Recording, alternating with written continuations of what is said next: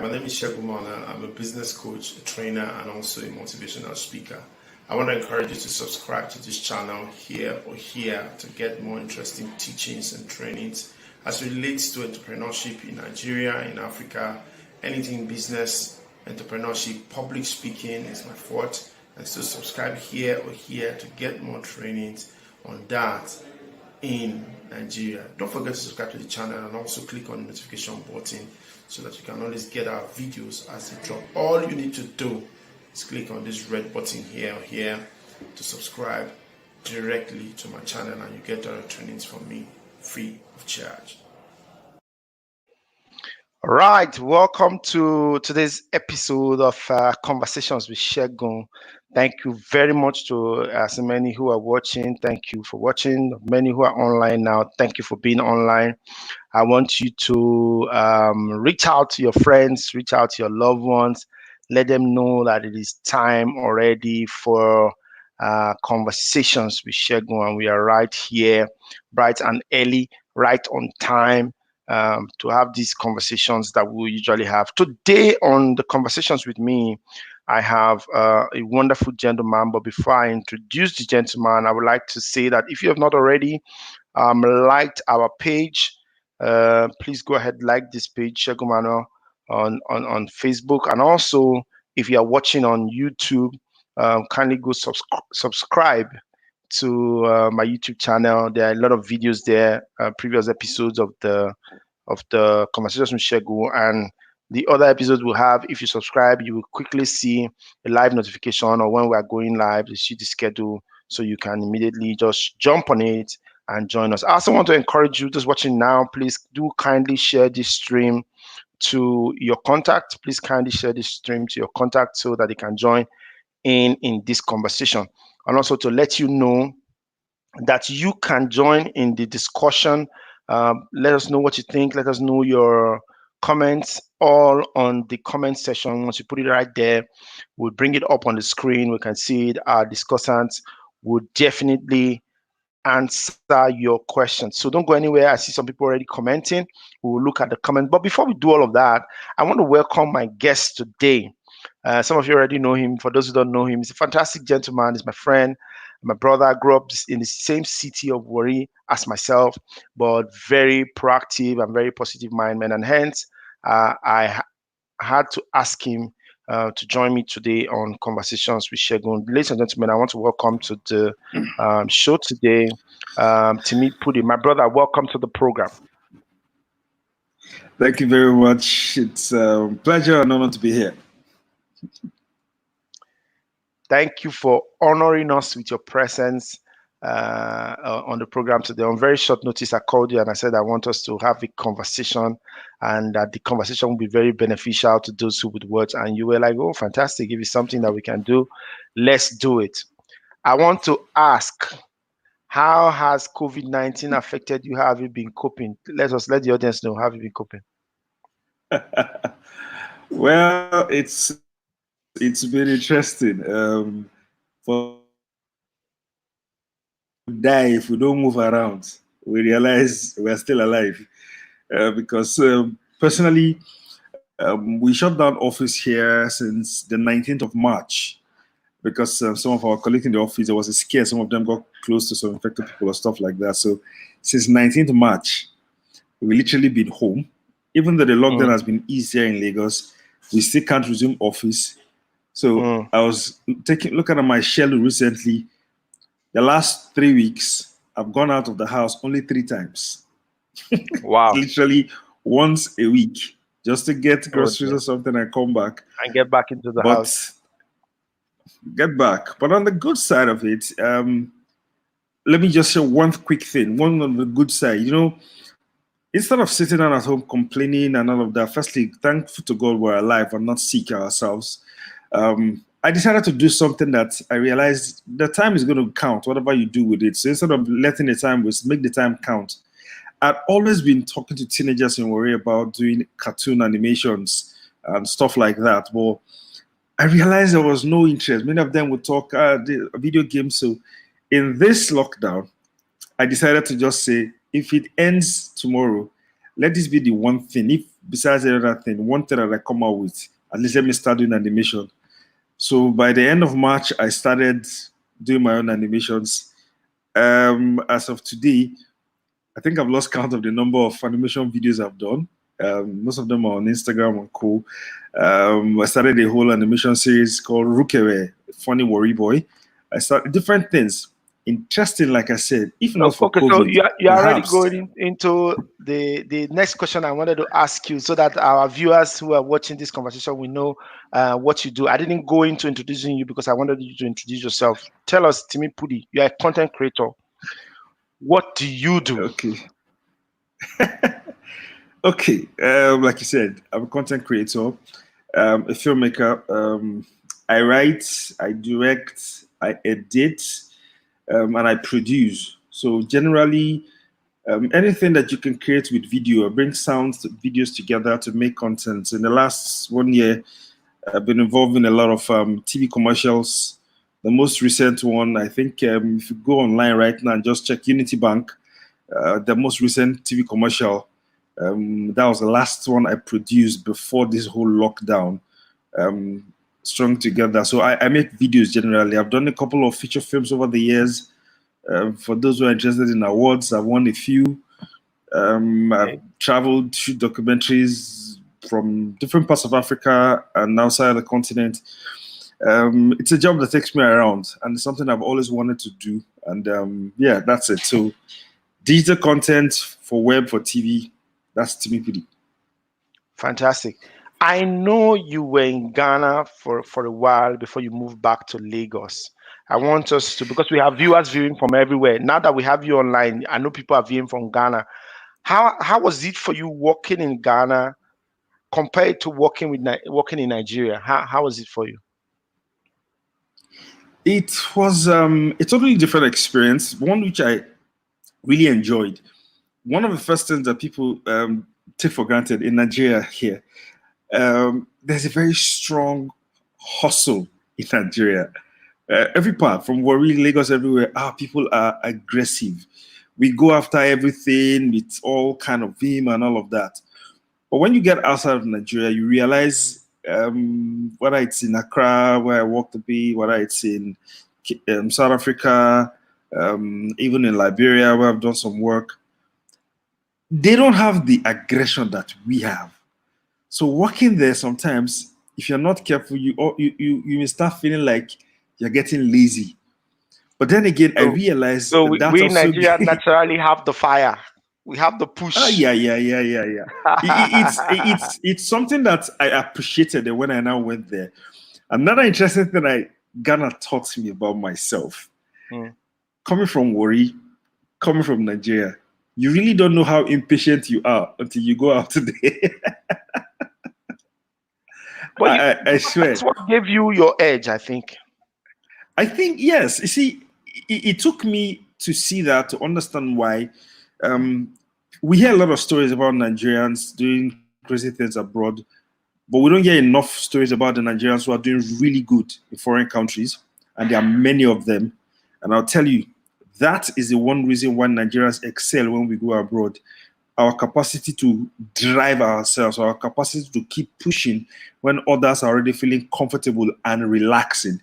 So wherever we find ourselves, it's easy for us to float to the fore and begin to do things that other people never even knew were possible.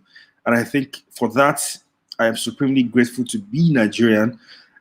Grateful to have grown up in Warri, because you didn't really know. I didn't know that was something that was being built in me until I went out there and I saw the benefits, and I'm really grateful for that. I want to look at another side of it. They said Nigerians are good adapters, so we adapt to situation, we keep pushing. You just mentioned something in that line now, that as a Nigerian, one thing built in you is the ability to continue to push, even when you were in another climb, you still had that Nigerian fire and that Nigerian push. Is it not negative that we adapt so much to situations? Like, for example, there is no power in our nation today because what we have is worse than epileptic, but we are adapting to not having power. Is that not the negative side? Well, I think it's all perspective. I say it's perspective because we can make do with whatever situation we have. The challenge now is in our own country. We don't have anything, but we are still creating. I like to look at it from the perspective of, imagine if we now have a little more, which I think is a conversation we should push at different levels.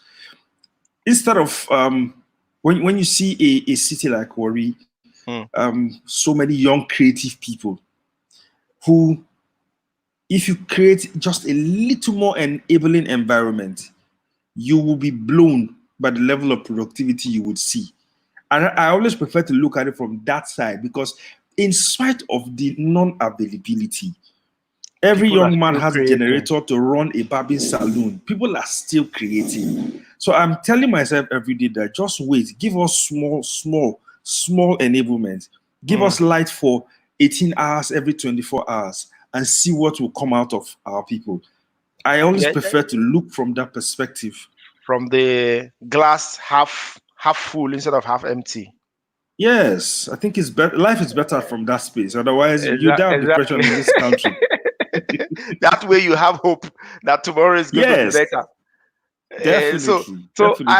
I want to say for everyone watching, especially those from Ghana who are watching right now and wondering where is this Warri that Timi is talking about. Warri is a city in Delta State in the south of Nigeria. They know. I made them in Ghana know that. Sure, everyone in Ghana knew about. It's a city everybody who knew me knew I was from Warri. Yes, it's proudly known as the oil city, and it produces a lot of comedians. So if you've heard of the AYs, the Alibabas, the everybody that is everybody. Most of them grew up in Warri, and I can proudly say that Timi Pudie, who is right here, who's my guest here, was born and brought up in the city of Warri. I myself also was born and brought up in this city, so we are gladly representing this city. I want to welcome all those who are watching right now online. I can see Augustine Ungu, who was our guest yesterday. He said, "Nice to be here. Thank you. Welcome." Also, there's San Aminu Usman, Senator, I think he says. He's watching. Also, Mr. Opi Akpan, who's my very dear boss, says, "I thank God for your life. Thank you very much, sir." Also, Prosper Koloko, great. He's watching. It's really a great idea. Fantastic. And also, Emmanuel Akpan from Covenant University. Welcome, Emmanuel. How are you today? All right. So we move back to the discussion today. So to me, we were talking behind the scene yesterday, and we're talking about how people can survive in times of this COVID-19 crisis, what we need to do differently, and how we need to adapt and move forward. Because somebody said yesterday that great men are not the strongest, are not the fastest, are not the brightest, but great men are those who are able to adapt quickly and faster than everyone else to the situations on ground. You have talked about adaptability just now, how Nigerians generally know how to adapt in all the things that we do. So how do we survive in the times of this crisis? We made an example yesterday. I wanted to come back to that discussion of yesterday, where we said that it is easy now for some organizations, for some churches, for some companies, for some people to work easily online because they had already started adapting to the online culture. Yeah. But today, some people are finding it so hard to adapt because they are not already used. Today Sunday, for example, many churches who would have gathered people before now couldn't gather because of the lockdown, because of the restrictions and all of that. How are we going to make sure that these organizations and people survive after now? Go ahead. I think fundamentally, once again, this is where we go back to, for now, in this crisis, what we call our survival instinct, adaptability. It's sad that many things that we should have been doing, we didn't do until now there's a crisis and we're being forced to do it. I gave an example yesterday when we're talking about the online church and all of that. For us here, for example, the church I attend, the concept of online service, it was nothing new. We've always done it. Maybe you had a busy weekend and or whatever, you're not around, you just know Choose the service you want to attend it, do praise worship. When it's time for offering, give your offering, and you know you had a full service. So any difference, that's why. And but for those who are churches, I know a lot of pastors who were struggling. What equipment do we need to get? How do we reach our people? You see, you know that statement about people say you build character in adversity. I've always disagreed with that and said from time that you don't build character in adversity. You display the character you have already built in adversity. If you wait for when a crisis comes before you start upping your game, you are already going to be running from a disadvantage. Now, that means even now, where we are, as unpredictable as it is, there's nobody who can tell me exactly that in 3 months' time everything will be normal. Because, mark my words, what is normal today now is a completely new normal. A lot of businesses are going to let go of a lot of workers, not because they are bad people. One, yes, there's recession already, so money is not there. But more importantly, this crisis has showed a lot of businesses that they were overstaffed in the first place. That they can accomplish all they wanted to do with a lot less workers using the internet as their aid, as opposed to having 20 people there in the office. You're going to see even churches. We're going to get to a point where, take this for example now, you have pastors. What is the point of every pastor coming to be in the office from morning till night? Why don't we set up a call system? Someone needs counseling. There just has to be a central call system. You can be home and you get a beeper and you're the one that take the counseling that someone needs to. Whether you are driving or not, you have your headsets, you are doing what you need to do. It's going to help us cut costs on the general overheads, because when you are doing that, you can now also have time to be doing your own job or your own business and not put. So my point is, a lot is changing. We have from the place of there is a problem. I'm not going to complain. I'm going to look for a solution. That is the mindset that's going to carry us from where we are to where we have to be. That is the mindset that will make us win even in this crisis. Because the truth is this: Nigerians, we have people who are professional complainers. But trust me, like we say in Warri, complain never help anybody. Exactly. So instead of complaining, start looking for solutions. And that is where we are. The solution doesn't have to be the most ingenious in the world. As long as just start from a solution that solves the problem right now. And then the next problem, and then the next problem. And there was something else I mentioned yesterday. Many will lose their jobs in this crisis. Yeah. Yes. But the thing is this. Perspective once again. You may look at it that people are losing their jobs. I'm looking at it as opportunity for fresh businesses to be created. Because there are too many people. Exactly, Timi. Exactly, Timi. I was saying yesterday to Augustine Ungu, who was our guest yesterday, who is watching right now, and saying that, Segun, we mentioned it yesterday about business not being people dependent. That's his comment right there. So we mentioned about business not being people dependent. He was talking about building structures and building systems that will help run businesses even without people. So you mentioned about if we're losing jobs, and that's it's going to be creating more jobs. Before you come into me, if we're losing jobs in this area, it means that if we're creating systems, we need the people that will create the system and manage the systems. For example, also Ungu made a point yesterday. He said, it was Ungu that made that point, or somebody made that point that 90 something percent of Americans are online. They are doing business, working and doing stuff online. But that only 2% of the whole of Africa is online. And I said there yesterday that it means that somebody needs to bring that 98% of Africans online. So it means it will be creating new jobs. So for every young man who is watching, like Manuel, who is watching all the way from Uyo right now, who's watching this program, and I'm seeing him online, it means that whatever you are studying now must have the internet part of it. It must have the online part of it. If already you're not doing something that can work online, now is the time to be positioning and seeing how whatever it is you are doing, whatever field you are in, how it can go online. Take it from there, Timi. In this crisis situation right now, in Lagos, for example, one new business that has blossomed. Food was the only industry that was still fully functional during this crisis. So one business that blossomed in this period is a new level of food delivery. What I mean by that is this. Allow me to still use my worry as example. It's now people who you can call and say, I need 10 tubers of yam, one bunch of plantain, one palm oil, blah, blah, blah, and everything. And they go to Ibudu market.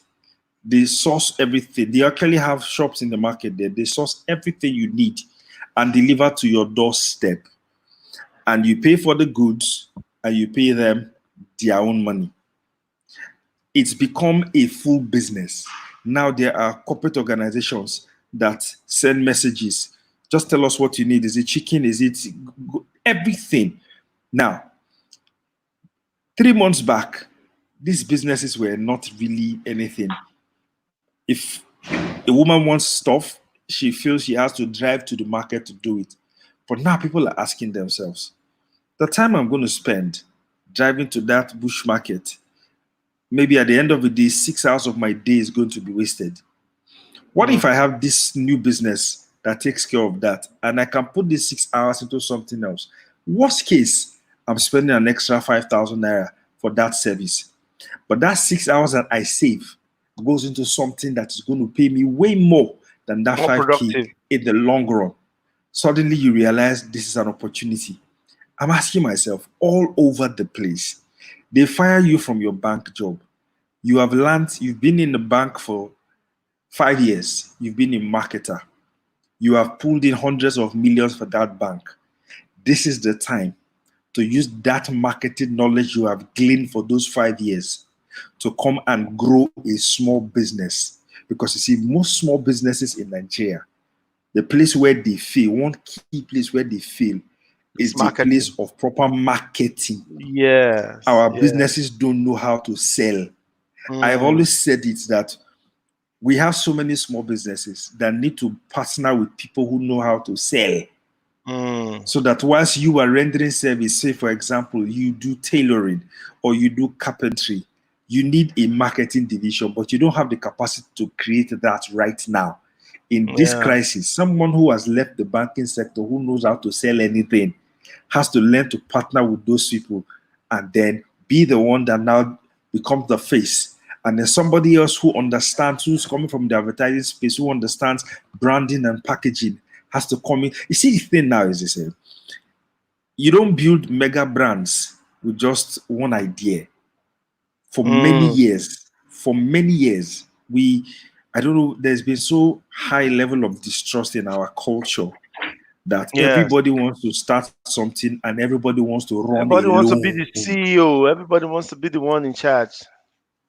Quote me, Segun, every mega organization you know in this world, even the few that tell you, oh, there's this man is the owner, read the story.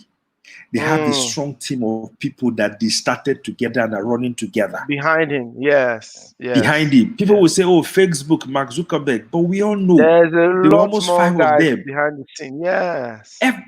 There is never one. But Hewlett and HP, Hewlett Packard. When they started, Hewlett was the guy doing with the original. One of them was with the original idea. The other one was the person who did the marketing and who was the face of it. We know the person who's the face of it, but at the end of the day, the people who do the real cocoa are behind the scene. Can you imagine Apple without what's his name? Not Steve, Steve Wozniak. Wozniak, yes. Wozniak. Jobs was the face, was the marketer. Wozniak was the brain behind the machine. Yes. If you take Wozniak out of the picture, there is no Apple. Do you understand? I think that the problem is that Africans if you had removed Jobs, if you had removed Jobs, Wozniak with all his intelligence would have died a broke nobody. True. But he was blessed to meet someone who knows how to sell. Before I lost this thought, there's something that somebody said. He said it's not the best product that succeeds. It's the best marketed product The product with the Exactly. best marketing that succeeds. It was. He gave an Exactly. example of the music we have today in Nigeria. I said it's not the best songs that sell, that hits the airwaves and make all the noise. It's the song with the best marketing. And so, like you said, Africans now, Nigerians now we need to begin to know that, look, it's not just about producing something. Until we know about what you have produced, you have not produced anything, and what you have produced will not make any sense to me until I know about it. So we need to begin to put more You push in that haven't. line. Fantastic. I see that you're having some network challenges, but And I think that's key, because go ahead. We can hear you now. Okay. Why? I think it's a key. It's a key element. It's a key place that we. Hold on, Timi. Let me just let you get your network back. If you can hear me, you can go off and come back on. I'll bring you back on again. So if you can hear me, go off and come back on again so that we can hear you much better, because you're breaking. All right. So go off and come back again. Oh.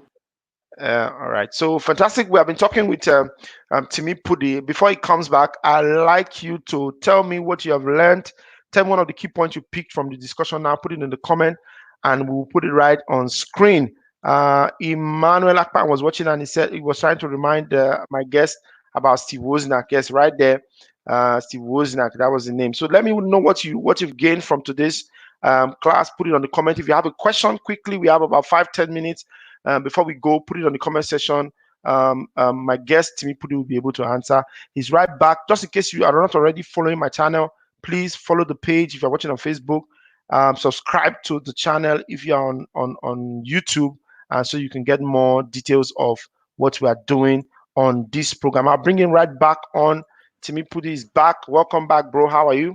I'm good. Thank you. So you were going to land in the statement you were making. Sorry that network wasn't too good. Yeah. So the long and short of that is this: this crisis, yes, but how it ends, victory or loss for us, is totally up to us. True. Many will lose their jobs, but it will be creating new opportunities. The one advice I'm going to keep having, and I remember one time we met, this is the same thing I've been saying. We can't keep running alone and hoping to get there. We need to learn to let other people into the space for us to build bigger things. You know, if I've imbibed something strongly in the last 2 years in my travels, if there's one thing I have learned, it's the fact that it is better to be the owner of 1% of $1 billion company than being the 100% owner of a 10 million naira company. Do you understand what I mean? Yes. Yes. Hello? Say it again. It is better be owner of 1%. It is better to be the owner of 1% of $1 billion organization than to be 100% owner of a 10 million naira company. Wow. So what it means in local, get the point I'm making? Yes. In local worry balance, instead of make the full car loss, grab the tail. Do you understand? Because you see, at the end of the day, when you own that 1% of the 1 billion, first and foremost, 1% of 1 billion is how many again itself? That's already 10 million. Yes. But guess what? You have 99 other pieces of that 10 million who are fighting to make sure that that 10 million becomes 20 million. As opposed to when only you are struggling. Whole load. It doesn't work like that. So you need everybody to come in together. So you have a strength somewhere. I keep using the smallest, let's call them small. You can sew very, very well. Partner someone who can market and take your tailoring shop into a fashion business. Yeah. Do you understand what I'm saying? Yeah. Some need to partner with some young person who knows how to work social media. Just by partnering. We need to do that because you see, I said something when we started. COVID has changed everything. The game has totally changed. Nothing is the same anymore. Whether it's church, whether it's business, everything has changed. Your skill set, and maybe this is something I will chip in right now. Go online. There are so many options from Shaw Academy to Linda, name it. Find courses, train yourself in new areas, give yourself new competitive edge so that you can sit down in your house and worry and do consulting for a business that is in America and create a product for a business that is in America. Or create even a product for a business that is in Kano whilst you are in worry. Somebody to market for you in because America. That is where we.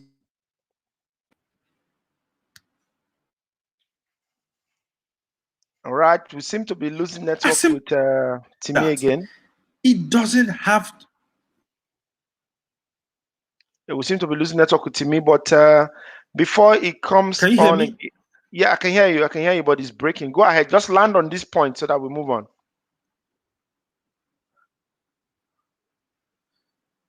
So we just need to. Something has to change. And this crisis is an opportunity for that to happen. Instead of waiting, instead of blaming, instead of for praying. There was one thing someone said that hit me, and that is the biggest takeoff from this whole COVID-19. Is a preacher in Ghana. He said, whether we pray or not, COVID-19 will end. Yes. But if you must pray, your prayer should be for wisdom for the life after COVID. Because it's not going to be the way before COVID came. And for me, that is just too powerful. Too powerful. Key. Fantastic. Too powerful. We were used to go. I think one of the key points take away from me from all you said is collaboration. I need to collaborate on this conversations with Segun. I need to collaborate and see how we can make this thing bigger and better. For example, I'm taking from the lessons that you just said. Collaboration is key. But I want to look at some of the comments that our people are putting up there. I asked what are the key points that they took away. Victor says it's not the best product that sell, but the best marketed product. Fantastic. Yes. Yes. David Ogbe says, don't just do it alone. You need some people to make it a whole team. This is key for me. Fantastic. Emmanuel Akpan said, I learned that digital skills and good marketing needs to work hand in hand to scale. So true. So true. Wayme says, this is insightful lesson. Okay. What else? Okay. Precious Good said, don't do it alone. David again says, wow, touching. It is better to be an owner of 1% of $1 billion organization than to be 100% owner of $1 million organization. All right. Precious Good says, it's not the best product, but the best marketed product that sells. Ado is watching all the way from the north. He says, well done, Mr. Manuel. Thank you. My boss said, to God be all the glory. Emmanuel says, how can I build collaboration skills with others? I'm going to ask you finally, because we're out of time already. It's supposed to be 30 minutes discussion program. We're already 30 minutes into it. Timi Pudie, if I would learn 3 skills in these remaining days of COVID-19 lockdown, what should be those 3 skills I will learn? Because we're already just talking about going online to different places to go and learn stuff. If I want to learn 3, if I'm Emmanuel who is watching from Covenant University, what are those 3 things that I need to learn? Let's take it away quickly. Number 1.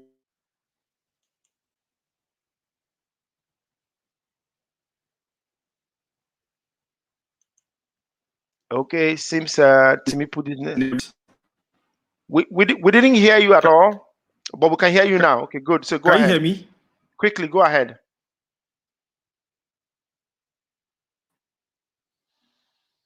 Okay, so network is playing so fast one on us. The network doesn't want you to hear the 3 key things that you must learn. So, but Timi has gone off. He will be back on. Just hold on. But let me make this quick announcement before Timi comes and gives us the 3 key skills that we should learn for this season. Is that Conversations with Segun will no longer be every day. It will be twice in a week, Tuesday and Thursday, starting from this new week that we're entering. So Timi's episode today is the last one we'll be having Monday to Sunday.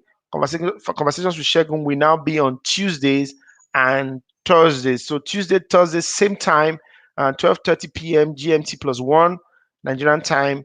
You can get on and watch Conversations with Segun. This Tuesday, to start off that series, we'll be having the exceptional business bishop. He's known as a business bishop. Bishop Wayne Malcolm is a bishop, but is a business guru. He's going to be here. Timi is here. Just hold on, guys. Timi is already here with us, but let me finish this announcement. Bishop Wayne Malcolm will be starting with us. Conversations with Segun this Tuesday, 12:30 p.m. GMT plus 1. Bishop Wayne Malcolm with us. But to wrap up today's discussion, I'm bringing back Timi Pudie to give us the 3 key skills that we must learn in this COVID-19 period before the period goes away. What are the 3 key skills? On the top of your fingers, I will go back to you. Number 1, marketing. Marketing. Number 2, product development. Product Create development. new product with the skills that you have. Number 3, network. Network. We may not be able to meet. There might be social distancing. It doesn't mean we should be disconnected. With what you're doing now, for example, right? The people who are conversing right now, you're meeting new people here. You're joining new network. You follow Segun's network, you're meeting new people. Don't be afraid to reach out if you see someone that has something you think you would need. True. I come from a place where we read our Bible. One key fact from my Bible that is key in every businessman's life: ask, you shall receive. Don't just pray. Don't just pray and believe it will happen. When you have a physical opportunity to ask. See, because in this life, at every point in time, everybody needed someone to give them a little hand. The unfortunate thing is most times when our people ask, they're only asking you for some petty cash to do. When you have an opportunity to ask for mentoring, opportunity to ask for guidance, opportunity to ask for someone to just open the door for you to enter into the room, ask. It's a key component in business. If you don't ask, nothing happens. If you don't knock, no door will open. Nothing just happens in this life. Simple. True. A closed mouth is a closed destiny. Closed mouth can never be fed. I'm telling until you open your mouth and ask. You are on this program because I asked you. Bishop Wayne Malcolm will be here on Tuesday because I asked. You have all tools to do the asking now. DM, inbox, private message, WhatsApp, all kinds of things. You have all the tools to do the asking. The problem is, are you asking the right questions? Ensure if your take home from today, it should be that you should ask the right question. I'll take the last comments while we're wrapping up. Thank you, Timi Pudie, for being here with us today. Eze Grace says, networking is a take home for me. Grace Amati says, moving with a team helps you to get there faster than doing it alone. But getting a like mind is another thing. That's a story for another day that we will share. But again, I want to say thank you to Timi Pudie. Thank you for taking our time to be with us on today's conversation. I always look forward to having you converse with me here. He's my brother, just in case you didn't know. Was born, bred, and grew up in the city of Warri. Buttered. He ride wheel. He rode tire. He did all the things we did together here. Went to the primary school. Chop beku. Agidi jollof. Ojuku finger. So one day we will have a conversation on Warri Boys. I will have you. I will have Onyo Banatu. I will have Chunu TJ. We will all gather together and do conversation on Warri Boys. But anyhow, thank you for your time. My pleasure, thank you brother. For your time. It was awesome having you. Thank you to all who came, all who watched. Just in case you watched, please do feel free to share and make sure you like this page and you like this. You subscribe to my channel. You will be getting more and more and more and more details of what we do right here. Thank you for watching. It has been a wonderful episode. Ciao.